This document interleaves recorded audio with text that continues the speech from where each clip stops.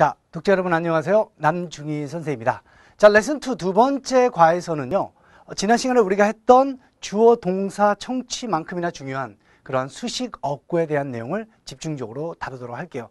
우리가 영어 문장을 들을 때 가장 중요한 것이 주어고, 그리고 그 주어 뒤에 오는 동사를 챙겨 듣는 것이 아주 중요하다고 지난 시간에 얘기를 했었는데, 그러면 주어, 동사만 챙겨 듣는다고 될 것이냐? 그렇지 않습니다. 주어에는 아까 지난번에 얘기했던 것처럼 명사가 존재하죠. 근데 그 명사를 꾸며주면서 주어를 길게 만들어주는 요소가 있고요.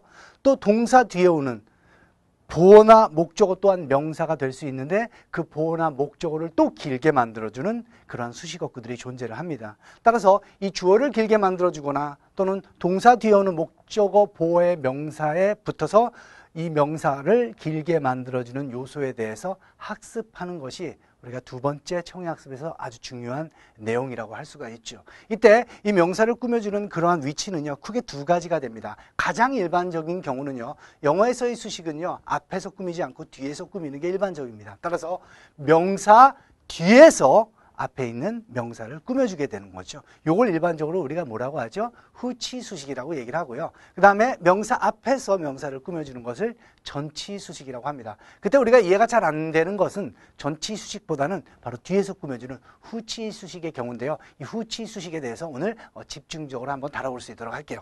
자, 그러면 첫 번째로 명사를 꾸며줄 수 있는 요소는 어떤 것들이 있는지 여러분들이 먼저 알아야 합니다. 자, 명사를 수식하는 명사 수식 요소의 첫 번째는, 우리가 명사를 꾸며줄 때 가장 일반적으로 등장하는 요소 중에 하나가 바로 뭐죠? 이 관계사절이라고 들어봤을 거예요, 여러분들. 그죠? 관계대명사가 들어간 절을 관계사절이라고 얘기를 하죠. 그래서 이 관계사절이 크게 세 가지 형태로 걸리게 되는데요. 관계사 뒤에 동사가 오는 경우도 있고요. 두 번째는 관계사 뒤에 주어 동사가 오는 경우가 있어요. 이렇게 두 가지 형태로 일반적으로 관계사절이 걸리게 되는데, 여기서 주의해야 될 것은 관계사 다음에 주어 동사가 올 경우에는 이 관계사를 뭐 할 수 있어요? 생략할 수가 있습니다. 이럴 때는 그냥 주어 동사만 막바로 오는 경우가 있죠. 즉 명사 뒤에 주어 동사가 와서 이 앞에 있는 명사를 꾸며주는 형태가 된다는 거죠. 자, 두 번째로 우리가 가장 많이 또 접하게 되는 수식어구는요, 뭐가 있죠? ing, pp. 그렇죠. 분사가 있습니다. ing는 뭐죠? 우리가 현재 분사라고 얘기를 하고, pp는 뭐죠? 과거 분사라고 얘기를 하는 거죠. 이것도 역시 마찬가지로 명사를 뒤에서 꾸며주면서 의미 파악, 또 하나의 덩어리를 이루는 그러한 아주 중요한 성분 중에 하나가 됩니다.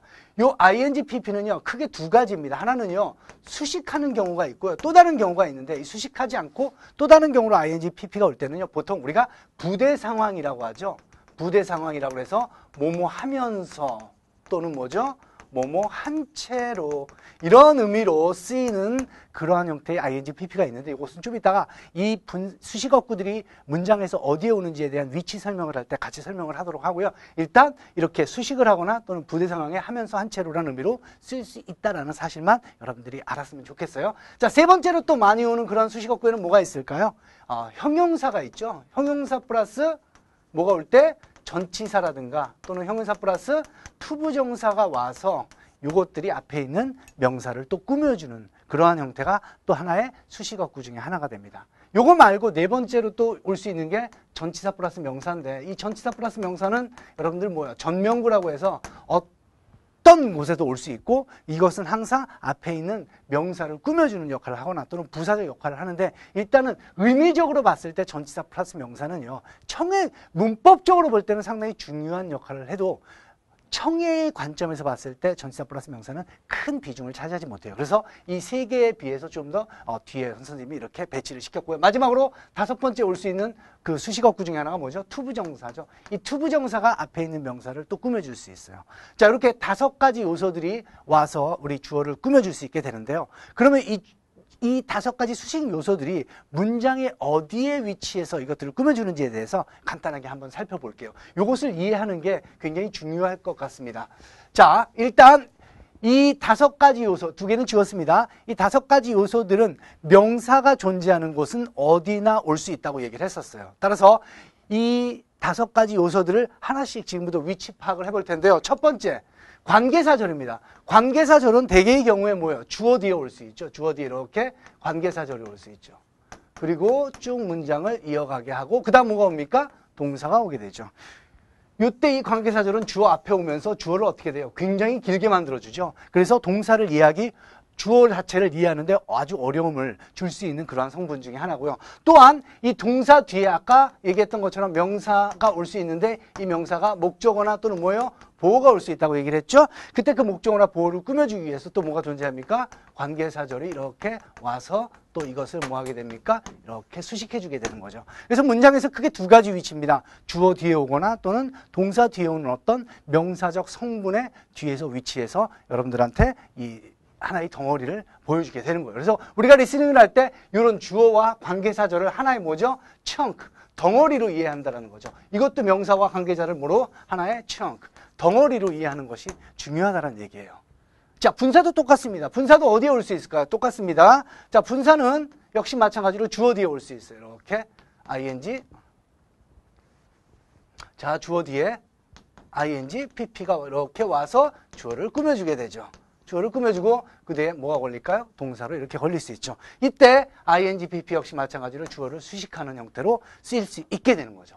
뒤에 오는 명사도 마찬가지입니다. 똑같아요. 명사를 또 뭐가 ing, pp가 어떻게 해요? 뒤에서 이렇게 또 꾸며주게 되는 거죠.